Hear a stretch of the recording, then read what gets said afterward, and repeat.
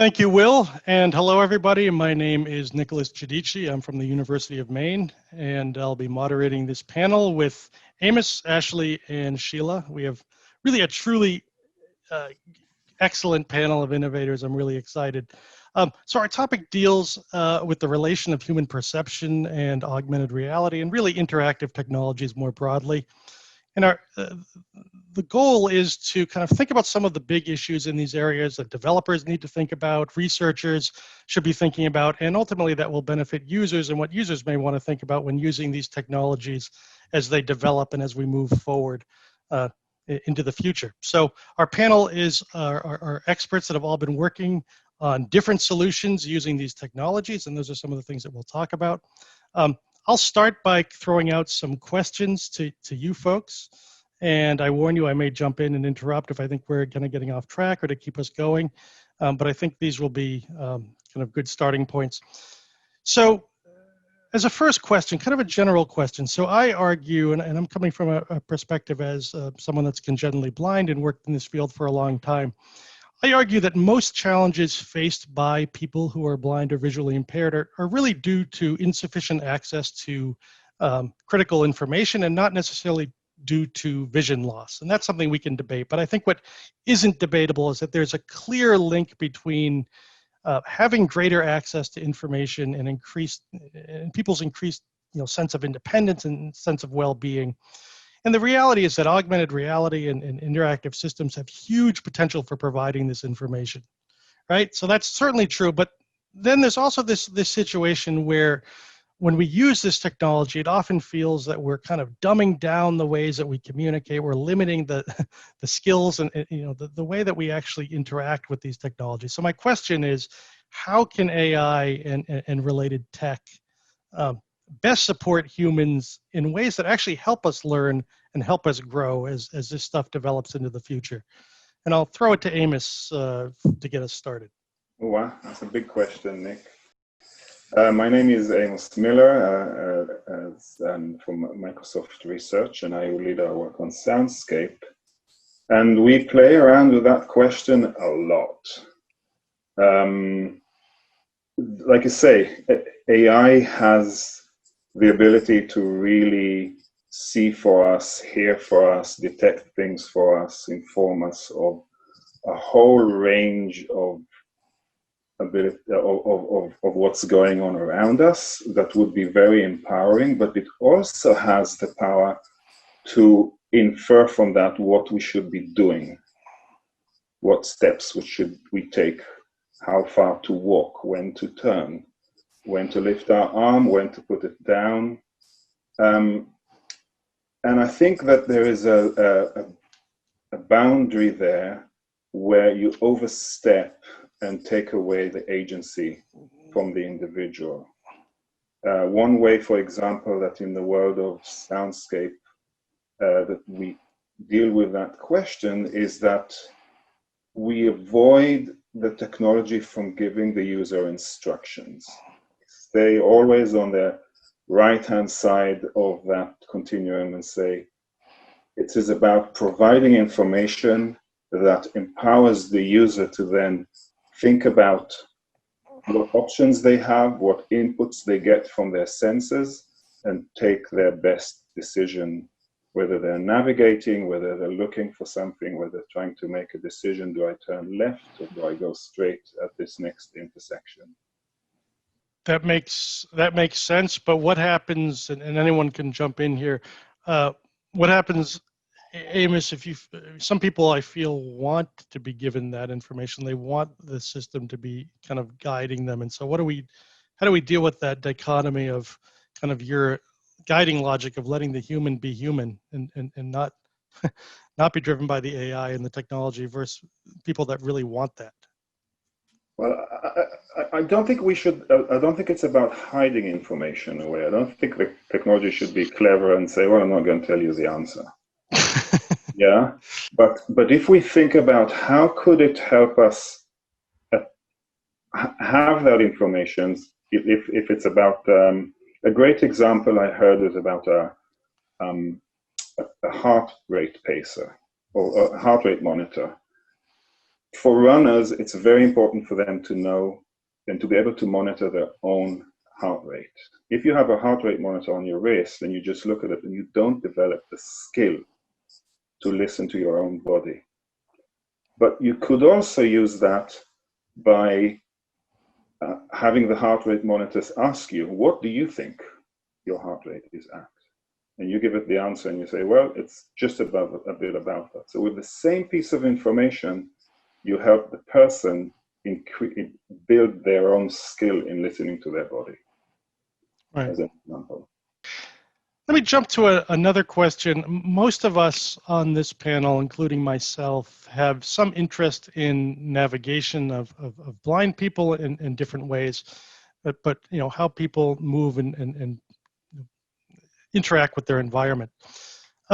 However, I would argue that most of the research that's out there and most of the systems that are out there deal with focus on totally blind folks and focus on conveying non-visual information. And the reality is that the majority of legally blind people have some usable residual vision, like 90% or more.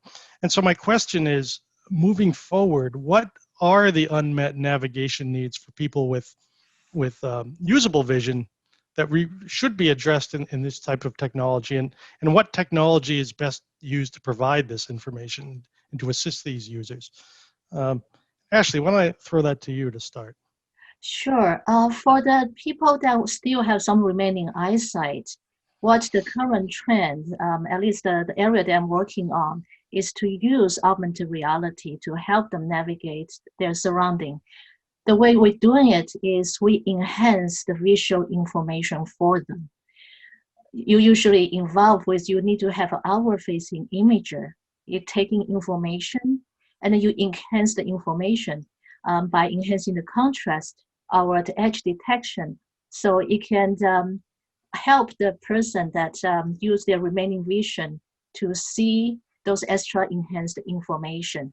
By edge detection, showing you where the curve is, the contrast, showing you where the ditch is, that can help them navigate through the world.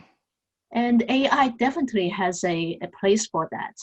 What we find out is the images that enhancing algorithm will need some kind of auto contrast function. And the auto contrast function has highly related to what are you trying to achieve. So let's, for example, if you're trying to see some gross information on the road, the scenery, you wanted to see the street, you want to see the cars coming, where's the sidewalk, the threshold that you need to set for the contrast and edge detection needs to be relatively high, else you will pick up a lot of noise. But if you're looking at a face, you wanted to see that if you recognize this person, or even more, if you wanted to see what's this person's expression, facial expression, we can do image enhancement too. But you have to have a different threshold again if you wanted to look at a face and understand the person's facial expression. So AI, or machine learning, if it can discern where you're looking at, what is your intent, then it can help the algorithm to figure out where the threshold to set and help you carry out your work. And with that kind of ability, it will give a visually impaired person a lot more confidence, because then they can get around their the surrounding and keep a social life in a most natural way. Making perceptually important things more salient. I mean, it seems like a very practical solution, but so few people are doing it. Your work is excellent in that area. What about other folks? Anyone else have ideas on this? Yeah, I was going to come and follow up. This is Sheila, going to follow up on Ashley's comment about perceptual salience, because I think this is actually a really key route into providing access to virtual reality for visually impaired people. If we think about the types of cues that we use, as I'm a visually impaired person myself, I've a little bit of light perception, but not much. And so I have a particular set of cues that allow me to function in a real world environment. And I'm convinced that if I can provide similar cues to people in a virtual environment based on what they are able to perceive or what cues they find most important in the real world, then perhaps we can have them transfer some skill to be able to navigate objects, to find things, to interact with things in a virtual environment as well. And this is to sort of preempt the amount of things that are going to start happening in virtual environments, from parts of education to training to even, route training perhaps. So trying to think about not just a one-size-fits-all to the design of perceptual cues for virtual environments, I think is going to be really important. But building on that, I think this hits something that all three of you have talked about. I mean, when we talk about augmented reality, virtual reality, what we can just kind of call XR, collapsing all these different types of realities. Generally, when we talk about this, and most of the people here that are listening to this and watching this panel, think of this generally in terms of visual technologies, visual illusions, visual perceptions.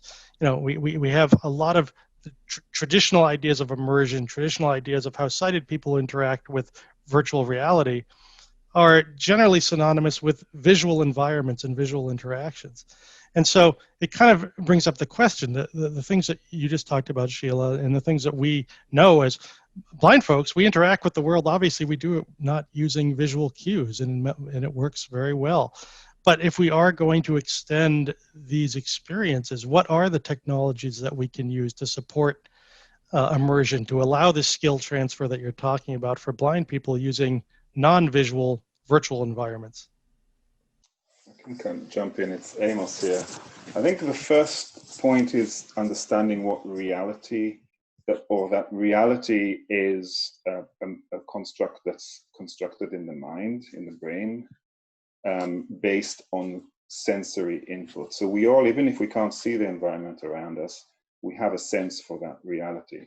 And the more input we have, we can refine that sense and make it more accurate. And so building on that and delivering the information to the person in a way that leverages their ability to sense their reality. So for example, in the world of soundscape, we use audio to compensate for the lack of vision, but we still spatialize that audio and place audio cues and labels in 3D space so that it complements your sense of that space. It's congruent with the other senses, and when multiple senses agree with each other, that really enhances that sense of reality. And one of the things that we've worked on more recently is what we call Soundscape Street Preview, it allows basically a user to explore an area with a street view experience, but with sound only. And we've really learned, even in that situation, that you can walk down the street, you can hear what buildings are on either side of you. You can hear when you walk up to an intersection which road goes in which direction, and you can even in that scenario, you are building on the multisensory experience. Like for example, we ask people to stand up and turn the body in the direction that they want to go, because the combination of the proprioception and the auditory experience really work together to give you that virtual sense of reality. And so Sheila, again, I wanted to follow up because Microsoft also did this lovely project, I don't know if you were involved, Amos, which involved also rendering some tactile or haptic cues using a sort of virtual cane, which I think also has some very interesting possibilities, because for cane users, that means again that you can reproduce those cues that are familiar from the real world in helping you navigate your surroundings. So being able to carry those into the virtual environment in the same way as sighted people carry the memory for the way that scenes change when they turn their head, we also can carry the way, this memory of the way that we can find things using an extended, if you like, hand or finger probing the virtual world. Yeah, I experienced that. It's a very surreal experience, I would say. But it really does play on that multisensory, the haptic sense of what you're feeling, what you're hearing, and your movement. I think we must never forget that your physical movement is part of your experience of an environment. When you walk three steps, then you move a certain distance, and everything, your reality around you needs to change accordingly. And it's it's the combination of all of these inputs that really help you shape that reality in the mind's eye. I mean, what I'm hearing is the importance of multimodal information. Since we're trying to tie this to perception, I think that's so important. If we think about the brain as this, probably obviously the best multi-sensory processor we have, and if we have more of these biologically inspired interfaces and systems moving forward doing this, combining haptics, which shares a lot of spatial information with touch, combining spatialized audio, like Amos is saying, and that's a big deal. Just if people aren't familiar with this, Amos, jump in. You're the expert here. But most systems use language because it's easy. Just spatialized, spatial speech, saying something is at, the bank is at 10 o'clock and 30 feet. You have to interpret what that means. That's cognitively processed. And if you don't know what 10 o'clock is or 30 feet, you don't know where that bank is.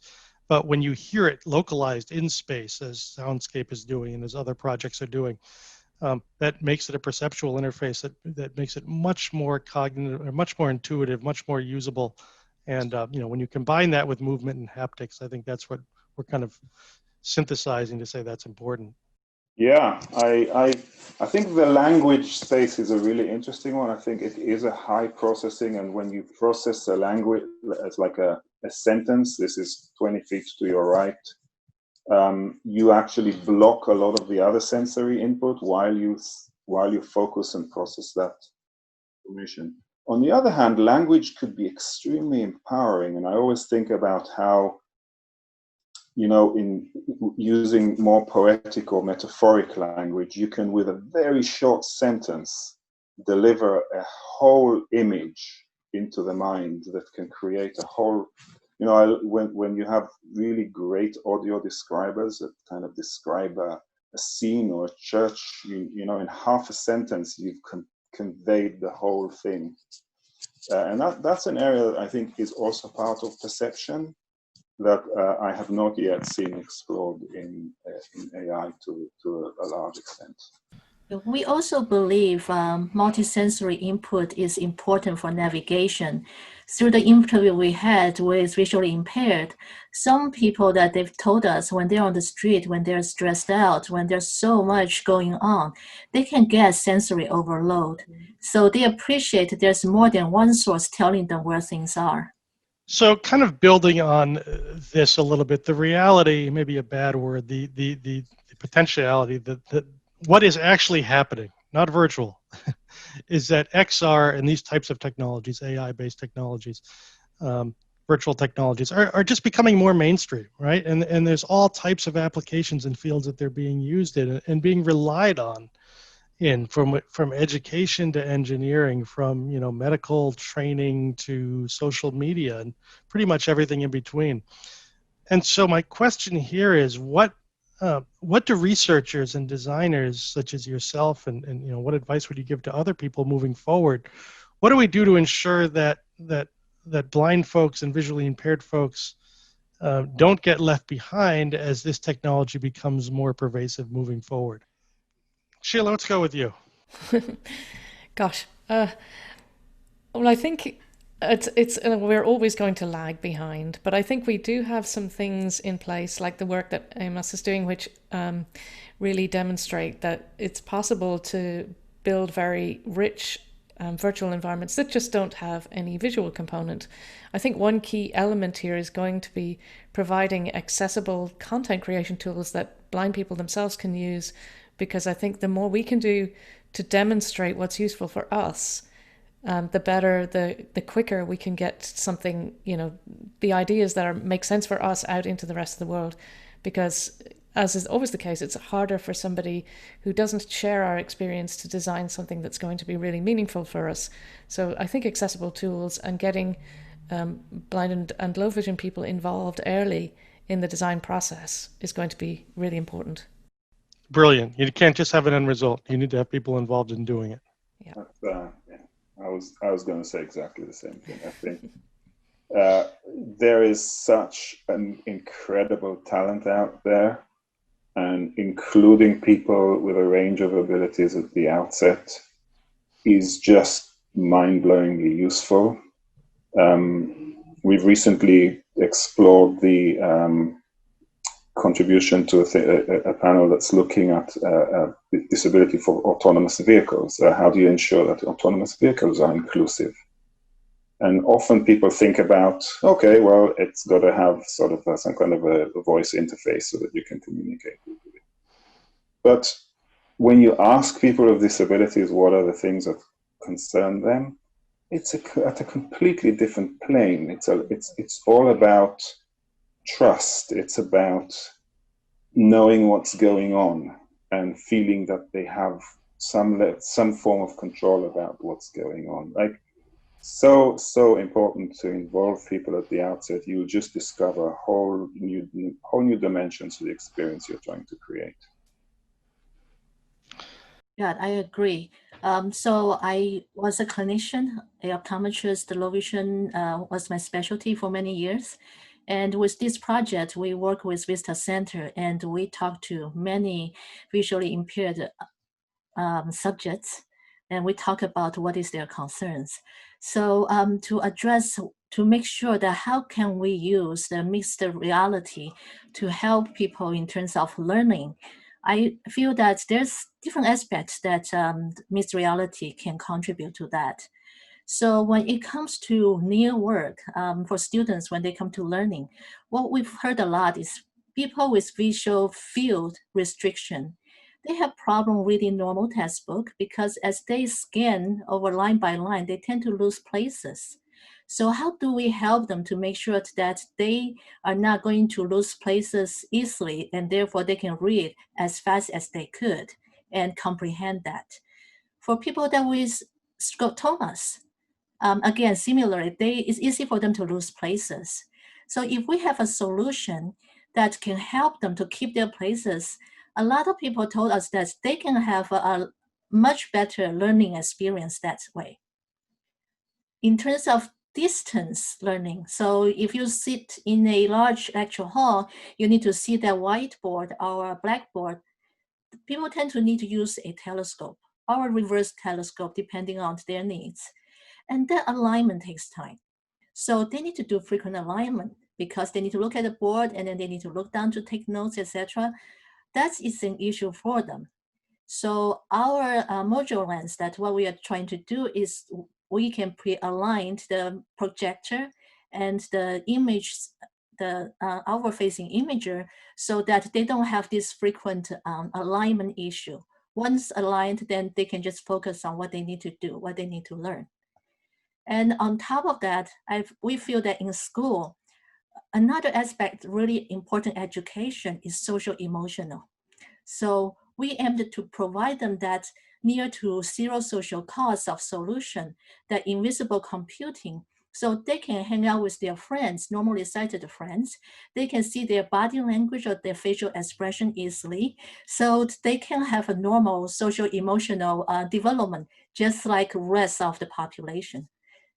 So that they won't have, hopefully they don't have missing information to communicate with normally sighted population. Yeah, good point. So, we've talked about a lot of new technology here. We've talked about a bunch of different ideas and solutions for augmenting human perception. I guess my question is, how do we avoid, first, what I call the engineering trap, which is essentially, we've all seen this. There's years of development of people that have designed stuff, mostly because they don't have blind people involved, that is often a solution looking for a problem or doesn't actually meet needs and isn't very usable. And so we have a lot of stuff that ends up just not being very good. So when we want to do this right, what are the best ways that we have to measure benefits and to figure out, is the efficacy of these solutions, to know if they really are, what's the most important thing moving forward? And I guess I'm asking, how do we do this both using qualitative approaches, which is kind of common, does it make sense, and do you like it, and also quantitative approaches? I'll start with Sile and Sheila on that one. Sheila, it's okay. I know, I caught you said. So I think that's a very good question. And I think, what sometimes bothers me is I wonder, if we could talk to some of the people at large organizations like NSF and NIH and places like that and figure out the amount of money that has been spent on things which never really, if they'd asked us, we would have said that's probably not, it's an interesting technical challenge, but it's not going to solve a problem. So I think part of it has to be about us being proactive, and maybe it's time for us to sort of have a kind of Dragon's Den type thing where we vet a lot of these ideas and try and do some myth busting before the money gets spent in both the public and the private domain. I think, and also get a lot of people involved, not just people like us, but, teenagers, people who have lost their sight, just a broad range of people who can be sort of almost like a panel that could sort of say, on a scale of 1 to 10, this idea is probably a 3 or a 9 or a 4. And, this sort of happens informally anyway, but it might be a really interesting idea. And I think, yes, just getting the broadest possible input at the earliest possible stage, but also being mindful of the fact that, as Steve Jobs said, sometimes people don't know what they want until they see it. So there's a kind of a trade-off here. I think it's also important to be clear on what you're measuring. Yeah. I think that, one of the things that we look at a lot is mental mapping and mental modeling. Memory of a space, okay? And we have done a series of research studies that demonstrate that the techniques that we use, that we talked about earlier, with empowering the user with more information, rather than giving them turn-by-turn instructions, for example, which makes it really easy, but the latter really is not effective when it comes to mental mapping. Where if you do use information-based guidance, you have much better result for mental mapping. However, it requires a lot more effort, as you alluded to, Nick. Yeah, does that mean that it's bad or good or neutral? I don't think it's any of those. I think it means that it's better for mental mapping. And then you have to ask yourself, is mental mapping important? The engagement of the hippocampus and parts of the brain that are so critical for so many of our other faculties. And if you reach that conclusion that mental mapping is actually a core ability that we want to maintain and not dumb down in in humanity, then yes, it is important. Then we have to figure out how do you motivate people to actually engage in tasks that develop their mental mapping. So choosing what to measure, being clear on what you're trying to achieve, evaluating whether it's the right metrics, I think is as important as whether it's successful in the market in the first instance or not. I agree. For us, we are trying to focus on aiding the mobility aspect of visually impaired. So for us, we focus on trying to quantify the impact. One of the things is we focus on using contrast sensitivity measurement. A lot of people that they used to hear, oh, my vision is 2400, or I have a visual field of 20 degrees. Those are ways to quantify the visual impairment. But another less heard measure, that is the contrast sensitivity. That is to measure the threshold of a person can distinguish the shade of gray over a white background. And we find that has certain pretty good correlation with daily activities. For example, a visual threshold of 2.0 is normally sighted population. And then 1.8 is early visual impairment.